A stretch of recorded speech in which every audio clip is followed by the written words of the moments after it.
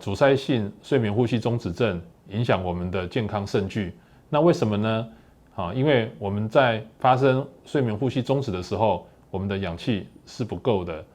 我们的身体会处在发炎的情况。那我们身体所有的器官都需要氧气，所以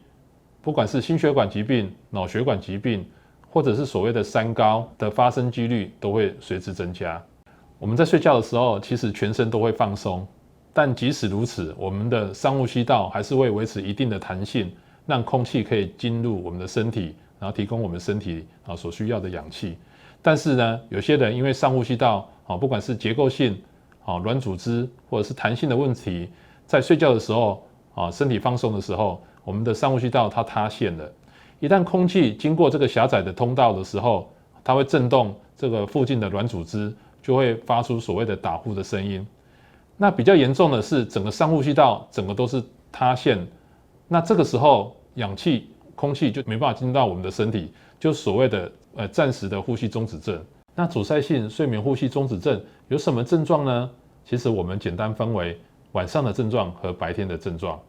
晚上的症状呢，最常见就是打呼声，常常会听到病人的打呼声忽大忽小，甚至到最后听不到声音了，那表示完全呼吸终止了。经过一段时间之后呢，就会有一个惊醒，然后又伴随一个很大的声音。此外，也常常伴随着夜尿等症状。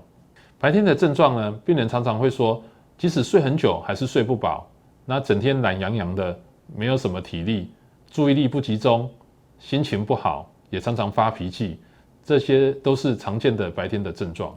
那怎么样确定病人有睡眠呼吸中止症呢？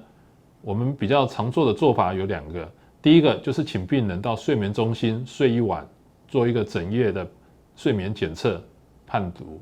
第二个就是居家睡眠检测，就是让病人带一些比较简单的测量仪器，在家里测量之后再带回来医院判读。那现在我们有一个更新的，就是 AI 医学影像睡眠诊断，利用头颈部电脑断层结合大数据的分析，在30分钟内就可以判断出病人是否有阻塞性睡眠呼吸中止症，